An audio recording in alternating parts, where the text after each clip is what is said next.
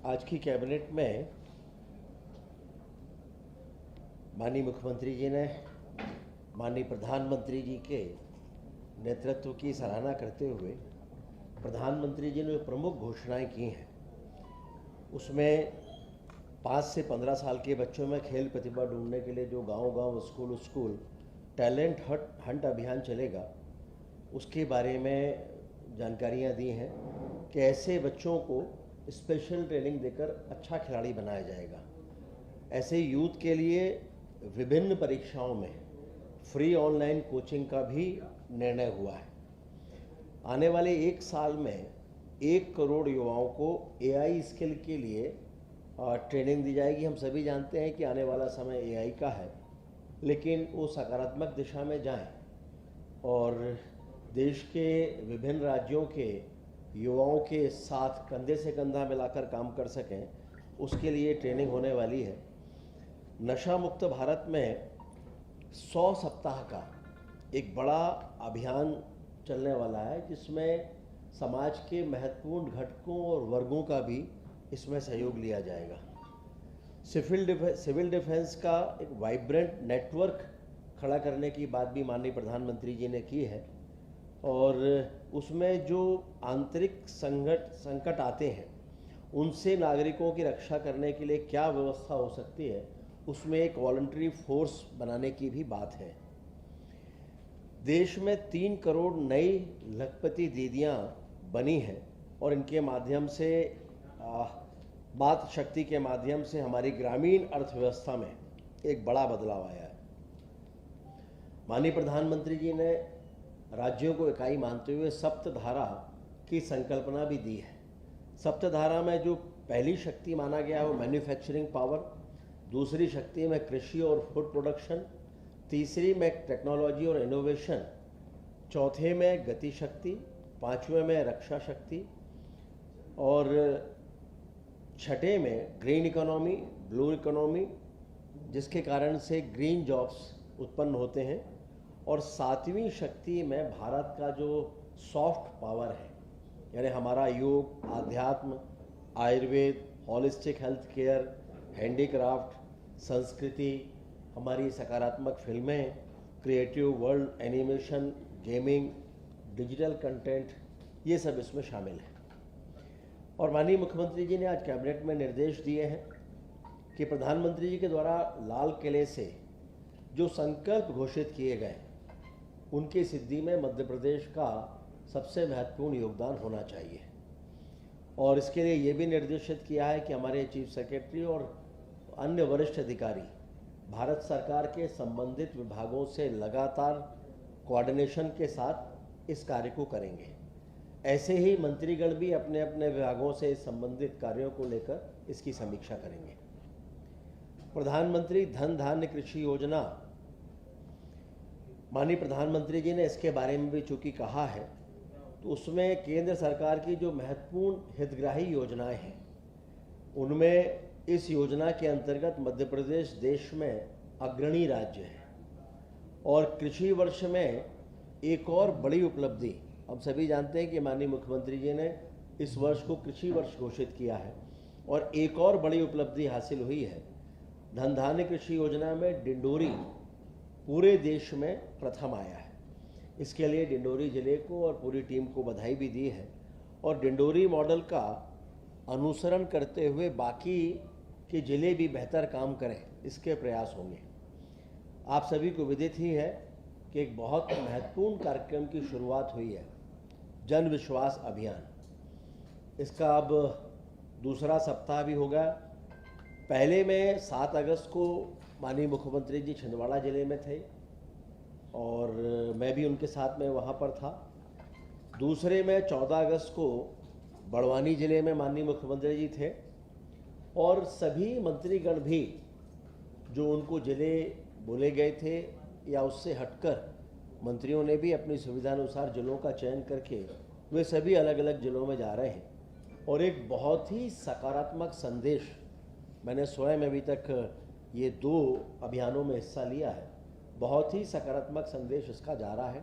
योजनाओं की मॉनिटरिंग भी हो रही है और जनता से संवाद भी हो रहा है।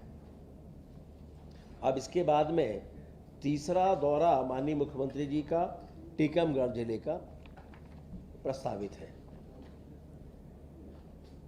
माननीय प्रधानमंत्री जी ने एक भव्य योजना लागू की है। इसमें जितने भी देश में इंडस्ट्रियल एरिया है उनके डेवलपमेंट को लेकर एक बड़ा महत्वपूर्ण निर्णय ये हुआ है।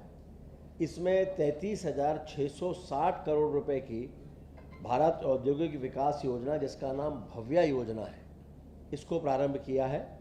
और इसकी अपेक्स बॉडी की बैठक कल दिल्ली में माननीय केंद्रीय वित्त मंत्री जी की अध्यक्षता में हुई है। और हमें प्रसन्नता है कि मध्य प्रदेश को विभिन्न स्तरों पे दिल्ली में अंतर्राष्ट्रीय स्तर पर सराहना हो रही है। उसमें विक्रम उद्योगपुरी फेस 1 इसकी सफलता की भी सराहना वहाँ पर हुई है। यहाँ पर बड़ी इकाइयाँ जैसे पेप्सिको है, MDH मसाला है, फेना वॉल्वो है, आयशर है, अमूल है, प्लेग्रो है, स्कॉन है, बालाजी है, ये सब वहाँ पर स्थापित भी हो चुके हैं। और मध्य प्रदेश ने इसमें अभी तक जो पहल की है उसकी भी केंद्र सरकार ने सराहना की है। और मध्य प्रदेश देश के उन राज्यों में है, हम कह सकते हैं कि दूसरे नंबर का राज्य है। बाकी कई राज्यों ने तो एक एक योजना को ही प्रस्तावित किया है। मध्य प्रदेश ने 11 स्थानों का चयन करके प्रस्तावित किया है और लगभग 9,000 करोड़ से अधिक के प्रस्ताव वहाँ पर 8,000 करोड़ से अधिक लागत के प्रस्ताव 9,000 एकड़ के लिए भेजे हैं। इसमें मध्य प्रदेश में एक्सप्रेसवे आधारित औद्योगिक विकास पर अधिक जोर लगाया जा रहा है। और इसी के साथ साथ स्वाभाविक है कि महिला वर्कफोर्स भी इसमें अच्छी व्यवस्था के साथ लग सके, उसके लिए भारत सरकार के विशेष सहायता योजना के अंतर्गत 4 वर्किंग वुमेन हॉस्टल का भी इसमें निर्माण किया जाएगा। मध्य प्रदेश में जिन विषयों पर चर्चा हुई है उसमें आज अत्यंत महत्वपूर्ण है। हम सभी जानते हैं मध्य प्रदेश में माँ नर्मदा जी हम सभी की जीवनदायिनी है, मोक्षदायिनी है। और प्रदेश की 35% से अधिक जनता प्रत्यक्ष अप्रत्यक्ष रूप से उनसे जुड़ी हुई है, उन पर निर्भर है। तो माँ नर्मदा जी का जल ये अविरल हो, इसके लिए अविरल माँ नर्मदा मिशन के गठन की स्वीकृति आज हुई है। इसमें इसके साथ साथ प्रदेश के सर्वांगीण विकास के लिए, यानी जिसमें जल संरक्षण, महिला सशक्तिकरण, हेल्थ और तकनीकी प्रगति, इन सबको गति देने के लिए लगभग 1,46,000 करोड़ रुपए की स्वीकृति आज हुई है, जिसमें लाडली बहना योजना के संचालन के लिए 1,14,365 करोड़ और मध्य प्रदेश लाडली लक्ष्मी योजना के लिए 16,326, प्रधानमंत्री मातृ वंदना योजना के लिए 2,137 करोड़, स्वास्थ्य योजनाओं के लिए 11,835 करोड़, कृषि शिक्षा अनुसंधान कृषि विस्तार के लिए 870 करोड़, वैज्ञानिक अनुसंधान नवाचार और क्षमता के लिए 492 करोड़। मध्य प्रदेश, इसके अलावा मध्य प्रदेश में आज सड़क विकास निगम, हम सभी जानते हैं कि इंफ्रास्ट्रक्चर में जिस तरह से मध्य प्रदेश में तेज़ी के साथ काम हो रहा है और आगामी 1 वर्ष में बहुत अधिक संख्या में एक्सप्रेसवे और ऐसी रोड्स जिनके बारे में पहले सोचा नहीं गया, वो सब भी मध्य प्रदेश में लिए जाने वाले हैं। और इनके लिए ये ठीक तरीके से संचालित हो सके तो मध्य प्रदेश सड़क विकास निगम में 35 नए पदों की स्वीकृति के लिए भी आज कैबिनेट में निर्णय हुआ है। 7 जो पहले के पद हैं उनकी निरंतरता के संदर्भ में भी आज कैबिनेट में चर्चा होकर निर्णय हुआ है।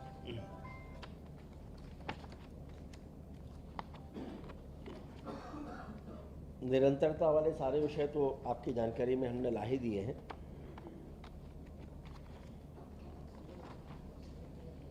विज्ञान और प्रौद्योगिकी, इसमें जरूर मैं आपको बताना चाहूँगा कि जिसमें